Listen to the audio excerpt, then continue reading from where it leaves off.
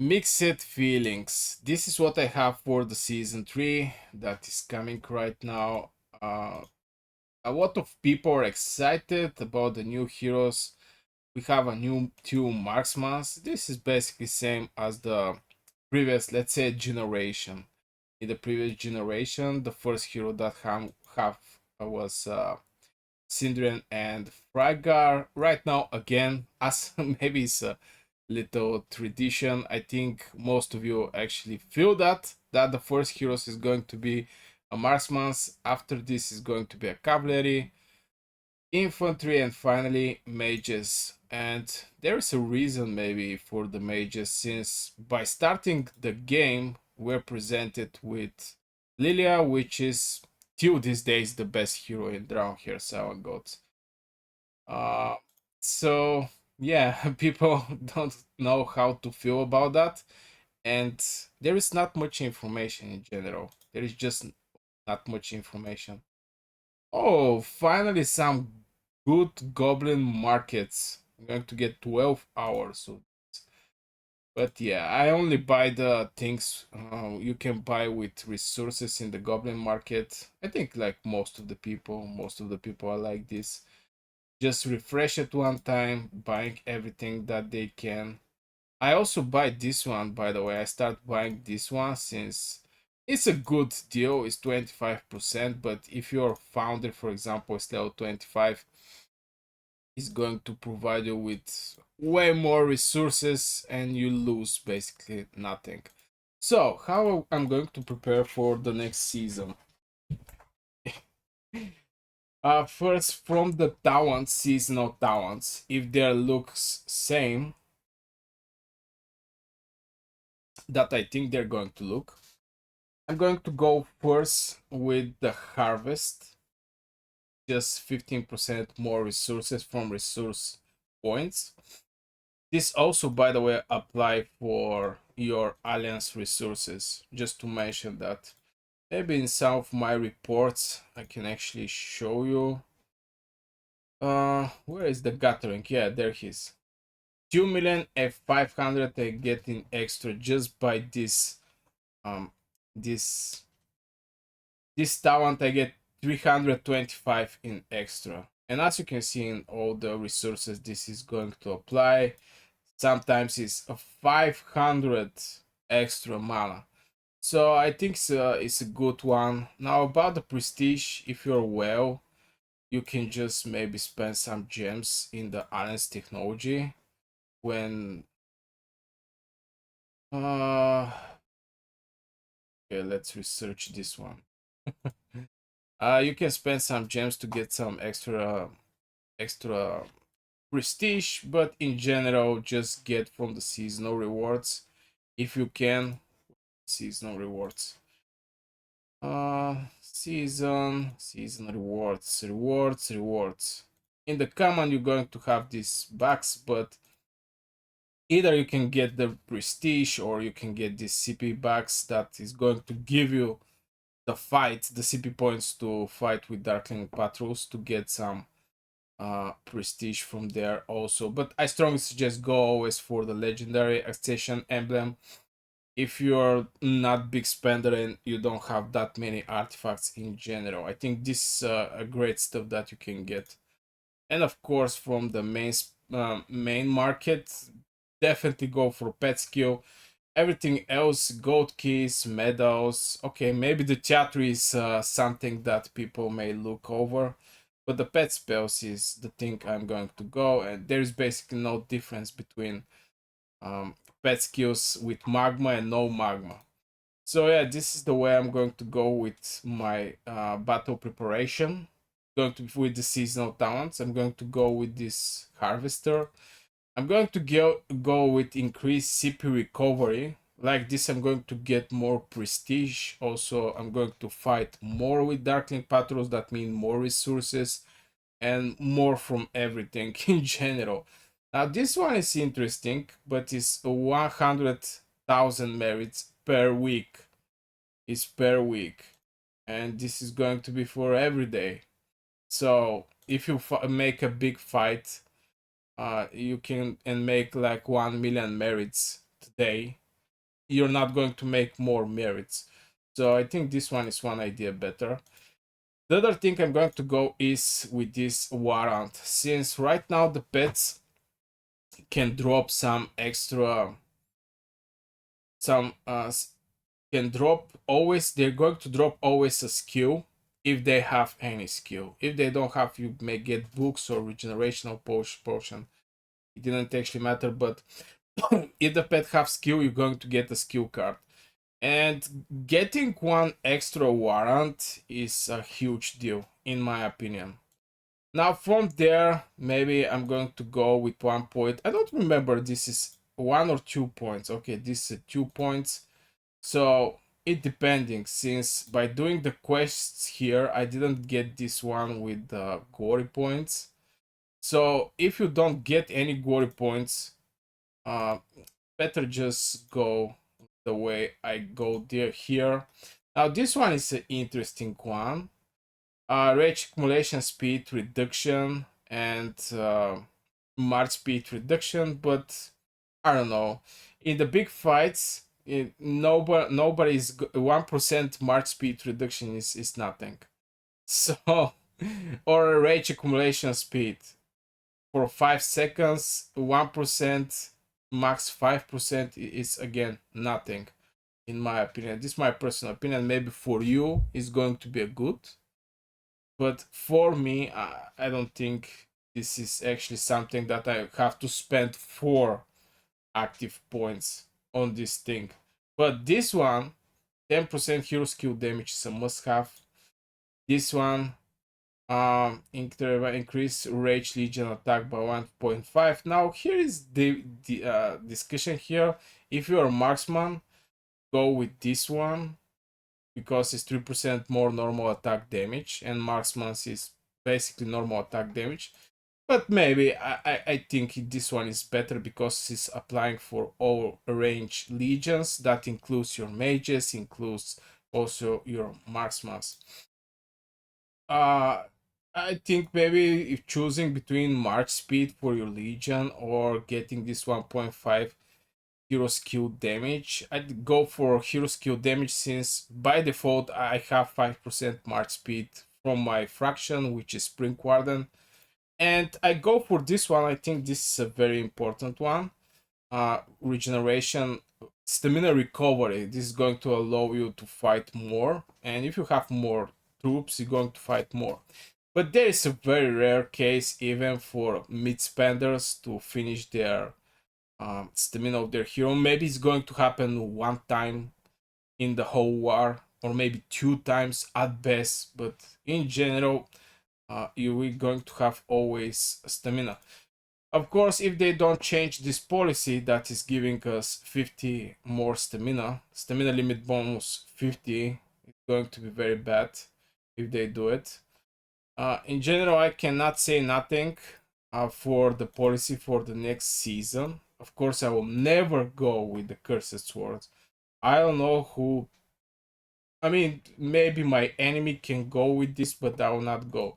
Since I see reports, and brother, I don't know if I can fight it. There's some reports here with some battles or fight. Nah, last 2 weeks I'm farmer, but I see people. Yeah, I put. I remember I was having, since I left 066, and before you can actually teleport, you have to wait 1 day. And of course, I was farming, sending my heroes, for example, to farm woods, and I get attacked. And I was okay.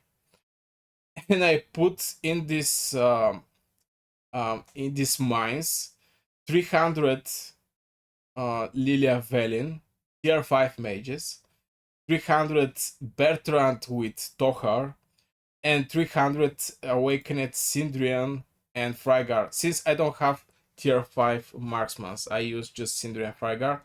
And again, I get attacked, and when I look the combat logs, of course I make a lot of merits from the person who attacked me, but they was actually having a dead troops just by attacking my farmers.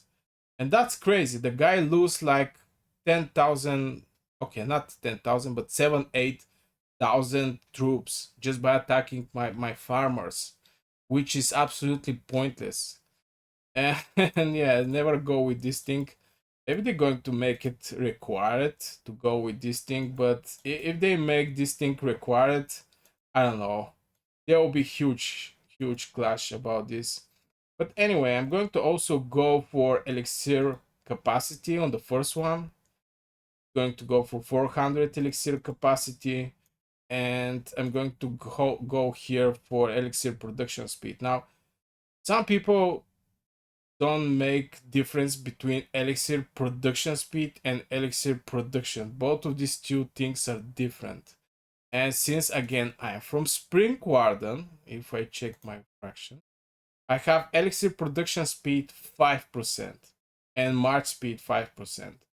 So yeah, I get advantage that I'm going to get more elixirs, and this give me the confidence to actually go for elixir capacity, since at some point you're going to hit like 6 hours, and I want to have this how to say it, this weight out of my out of me. Maybe for some, maybe for you, since you want to fight all day all night, it's going to be perfect to go for production speed, even though it's 2.5%. But for me, it's just getting this weight out of my elbows. Elbows? Shoulders, sorry. Elbows. Out of my shoulders. And I'm going to play more calm and more focused. If you do everything on speed, you're going to make bad trades. So yeah, this is my plans about the policy. I'm going to split it. I think it's going to be the same, and we're going to again choose between capacity maybe or production speed, and the final one is going to be something like this, my personal opinion. And yeah, this is the plans for my policy, this my plans for the seasonal talents. About the heroes, I'm going to use 3 marches. I'm going to use Lilia Velin march. I'm going to use Bertrand Tohar, Lilia Berlin, we're going to not use infantry in general, even though the infantry get great boost in this season. And I know many people who is actually an infantry guy. And my God, what is this thing? Many people are not many, but I know people who is infantry. Maybe you also like to play with infantry. By starting Call of Dragons, I was thinking, oh my God, I like infantry. We're going to be the strongest infantry in the game. But after I play a little, infantry just, yeah. But they add some stuffs for the infantry, reducing this range damage from the range units, and I think this is a huge movement in the right direction for the infantry. So this is my team: Bertrand Tohar, Bertrand since have a spell Tower Tree, and Lilia Velin and Sindrian Frygar. Maybe I'm going to use also a cavalry, but I'm not so sure. These days the cavalry is hard to play with them, since those turrets is basically break your cavalry. I mean, you want to go, for example, to kill AFK Legion, or you want to go and kill some Gathering dude, and having um, these turrets. First of all, you're not going to get any merits from killing donkeys, and second, you're going to get damage from the AFK Legion and also from the turrets. And if there is a 2 turrets, things are becoming more and more hard, and I'm not so sure I'm going to go for the cavalry this season. And I'm also thinking to actually jump to League of Order. Just with these turrets, it's not that possible to play with my cavalry. With Frygar, and not Frygar, I mean Porundio and Thea. So I don't think I'm going to level up cavalry. It's going to be just 3 marches: the 2 mages, legions, and the marksman. Mostly the marksman. The way I'm going to play with the marksman is the marksman is going to sit behind. My mages, the two mages, is going to fight in front lines. And when the infantry come to our line, my marksman then is going to go and attack the infantry. Because most of the times people are not putting back the infantry. So yeah, the mages is going to be the main players. The marksman is going to be from behind doing some damage. And of course, for the behemoth fight, you need marksmen. And maybe for the dragon, on Tamaris, just to mention that on Tamaris, since the ice dragon, you can better go with the marksman there. But for this bad boy, you can go with mages. Rest of the behemoths is pure marksman fight. So I'm going to also use there the marksmans. And I'm going to get faster my level for my marksmans like this. Uh, so for the PvP, this is the plans. There is a new heroes presented in Call of Dragons, Magrot and Zaida. Zayda. I'm not so sure. Maybe I'm going to go for Zayda. She's going to be also in the wiki spin, which is huge thumbs up for this, by the way. At least the game uh make the strongest hero be in the wiki well. I mean, if we go back, maybe only the Goresh is better from Skogul, and the Goresh was in the strongest war and Wheel of Destiny. But before that, Forundil Theodore was in the strongest sword. Forundil was from Wokispin. Sindrian Frygar. Sindrian was better from Frygar, and Frygar was in the Wokispin. Um, the last one, Bertrand Tocher. Tocher was in the strongest sword. Bertrand was in the Wokispin. And this season Zayda is going to be in the walkie spin, and I think Zayda is better for from Magrot. Magrot is going to be something like Garnison hero.